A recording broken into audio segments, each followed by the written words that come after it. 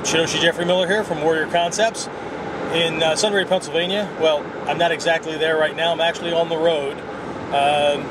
Good things, bad things, life happens, right? Actually on my way to visit my dad. He's pretty much at the end of things.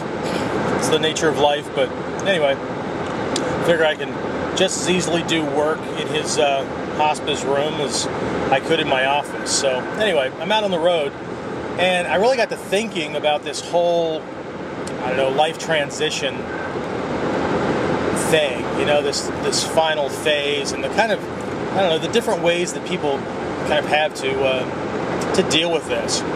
And I know you're probably wondering what the hell this has to do with, I don't know, self-defense or ninjutsu training or whatever.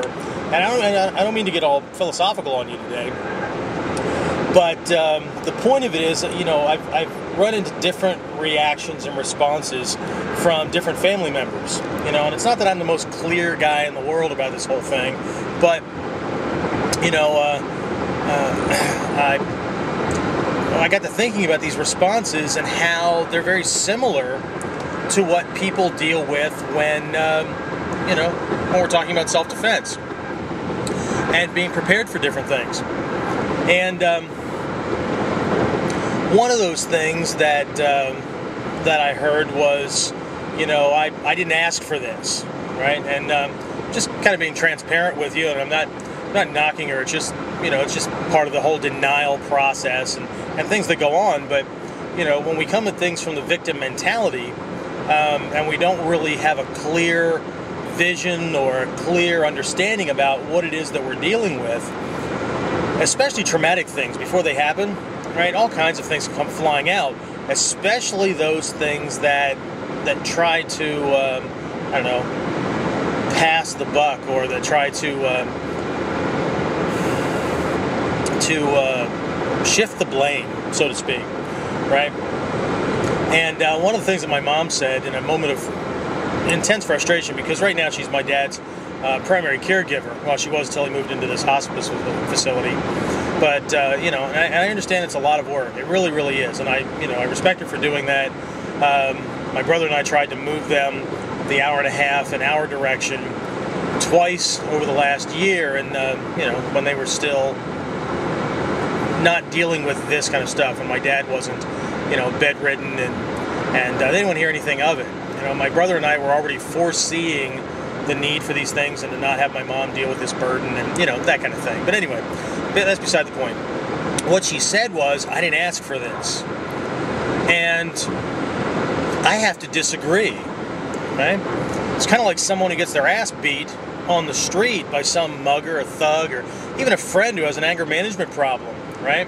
Who's never bothered to take any action on learning self-defense, or if they did, you know, was limited to, I don't know, overloading their hard drive with a bunch of YouTube clips, or filling up their bookcase with DVDs and VHS tapes and books and whatever, okay? Maybe they read it, maybe they didn't. Maybe they went to classes for a little while. Maybe they even got some rank or some certification. Who knows, right? But, you know, my retort, and I didn't want to be in an argument with my mom, but I had to remind her that, yes, she did. Yes, she did ask for this the moment she accepted a ring from this man who's now laying there in that bed. This is the inevitable conclusion to things, right?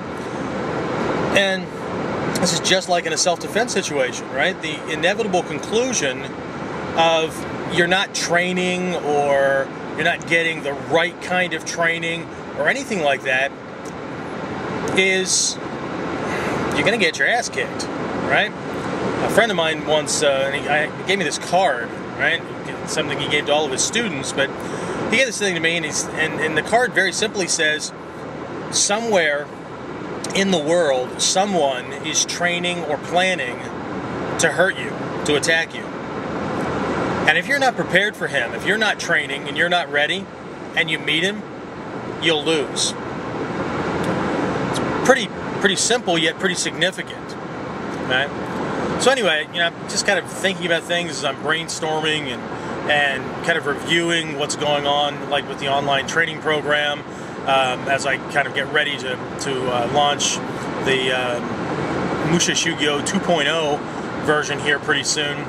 And I'm thinking about the kind of lessons that I've talked about with my students along the way, you know, this preparation thing and all that. And if you're one of these folks that, you know, does prepare, and you're in class on a regular basis, and you're really giving consideration to what you're going to have to deal with and those kind of things, and you're not one of these guys who only wants to do it the way your style does it, or the traditional way, or, you know, whatever, right? Or you've only done a little bit of training, and your feeling of confidence dictates whether or not you're actually prepared.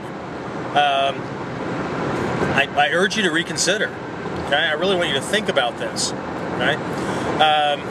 Anyway, that being said, it's kind of ironic. I just thought of that, you know, I'm on this road, right, and I'm heading in a particular destination, and there's branches and detours and things like that. But if I'm not mindful, if I'm just driving along, not paying attention, and I'm not wary of the signs, and I don't gather the right kind of information, and I don't take the right kind of actions, I'm going to end up somewhere. But it may not be where I'm intending to go.